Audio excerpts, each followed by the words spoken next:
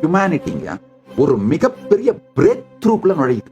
இன்னும் 10 வருஷத்துல பாத்தீங்கன்னா 2036 10 வருஷத்துக்குள்ள எதிர்காலம் ஏஐ சம்பந்தமா தான் இயங்கும். அதை எல்லாரும் புரிச்சுக்கோங்க.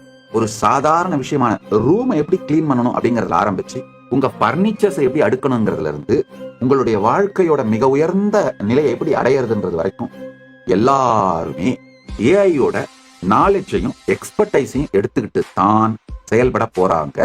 யார் இப்ப அடுத்த 10 வருஷத்துல எலைட் சொசைட்டியா, ரிச்சா, இன்டெலிஜென்டா, எஜுகேட்டடா, பூமியோட எல்லா ரிசோர்சஸையும் என்ஜாய் பண்ற எலைட் சொசைட்டியா மாற போறாங்க அப்படின்னா இந்த advanced daily AI companions use பண்றவங்க தான் மாற போறாங்க. அது 50% ஆஃப் த பாப்புலேஷனா இருக்கும். மீதி 50% பாப்புலேஷன் இந்த எலைட் சொசைட்டியை ஃபாலோ பண்றவங்களா இருப்பாங்க. அவ்வளவுதான். இப்ப அந்த காலத்துல எல்லாம் ஒருத்தனை டிப்ரைவ் பண்ணணும்னா எஜுகேஷன் டிப்ரைவ் பண்றது, இல்ல பொருளாதார ரீதியா அவனை வறுமையில வைக்கிறது, இப்படி எல்லாம் டிப்ரைவ் பண்ணுவாங்க இல்லையா? இதுக்கு மேல அதெல்லாம் எதுவுமே முடியாது. அடுத்த 10 வருஷத்துக்குள்ள யாரையுமே நீங்க எந்த விதத்திலையும் டிப்ரைவ் பண்ண முடியாது.